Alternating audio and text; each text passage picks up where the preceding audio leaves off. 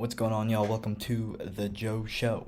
And today, on today's show, we're going to be previewing this week's upcoming districts cross-country meet on Friday at Lehigh University and what it can mean for William Tennant High School, who thus far have had a pretty solid, a really successful cross-country season. And we're also going to be going over the rest of their season as well, which has been really stellar.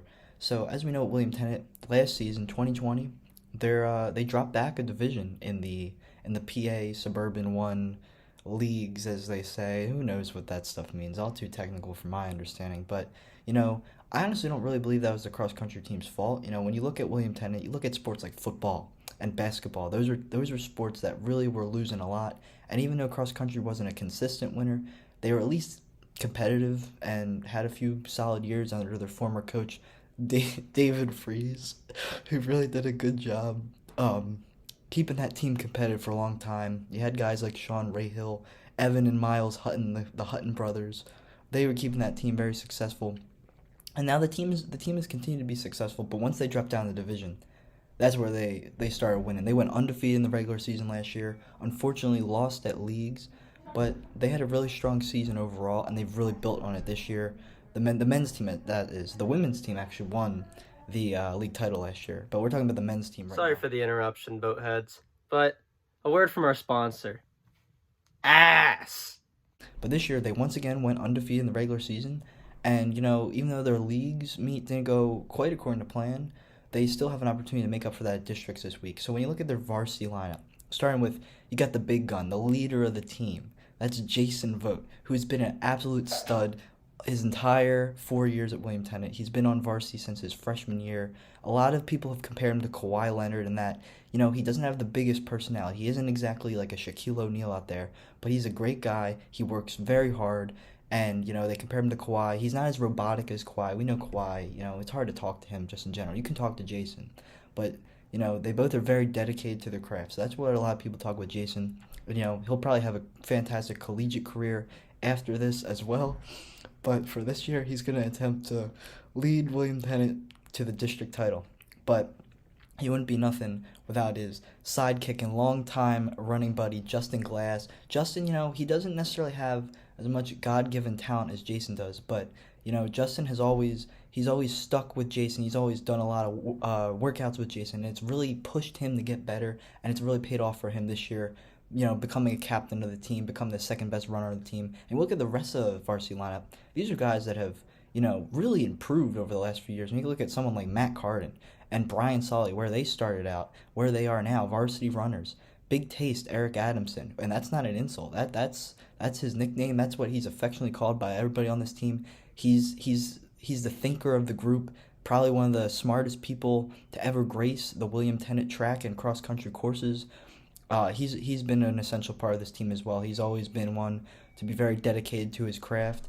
And we look at the rest of the roster. You have got a guy like Connor McCulloch, who also varsity now. He's come a long way. He's worked hard. He lost one of his closest friends on the team, Aiden Augustine, who departed the team, went to Florida in the offseason. That might have been a hard thing for Connor to overcome. But some say that Connor is as dedicated as ever without Aiden, which, it's brutal loss for the team to lose a guy like Aiden, but maybe for Connor, that was the push he needed to get into that varsity lineup.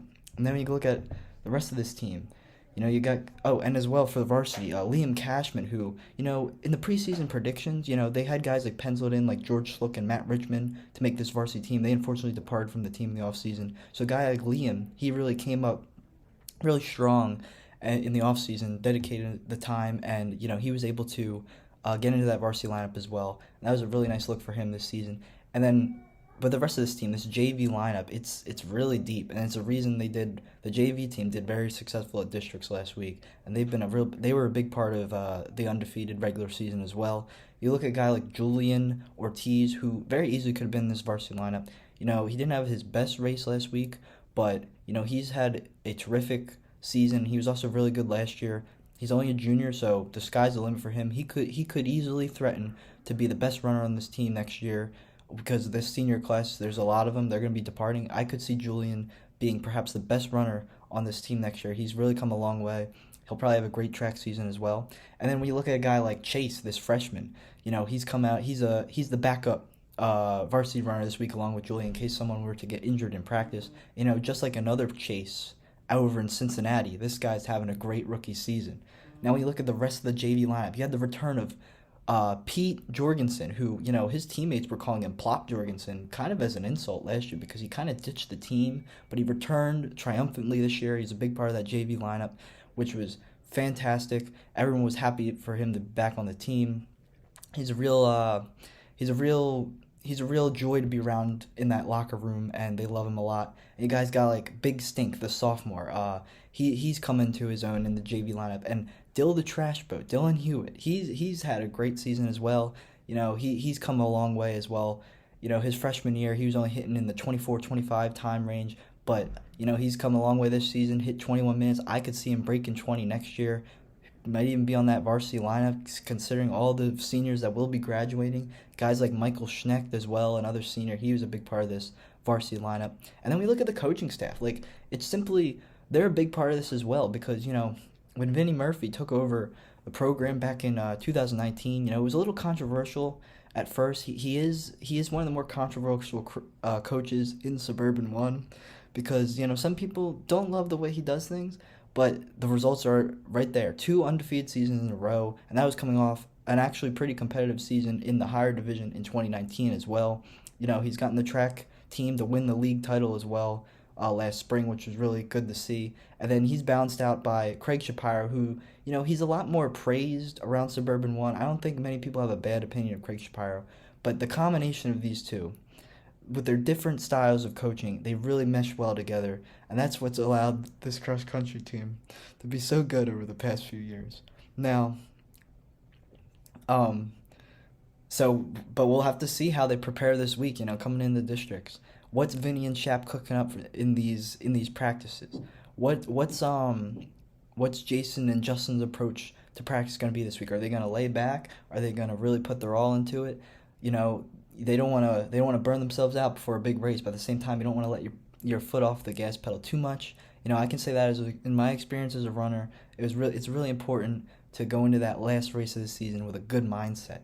So, because, you know, if William Tennant is able to win at districts or plays very highly, you know, they could put themselves really on the map. You could see Vinnie Murphy, you know, if he's paid enough, moving up to college. He could be coaching at Alabama in 2 years for all we know if he keeps winning like this. And, you know, Craig Shapiro, you know, he's been coaching a long time, and it'd be really nice for him to finally get a real solid win in districts coming this week. So that's what I got to say about this William Tennant cross country team. They're going to carry in that momentum they've had all season in the district. I'm sure they're going to do fantastic. So thank you all for watching. Make sure to subscribe to the channel, and that would be Joe Tuman. That is, subscribe to Joe Tuman. Watch some of the videos. I'm gonna have plenty more content coming up. Let's go, William Tennant. We getting the win this week. We're doing fantastic in districts.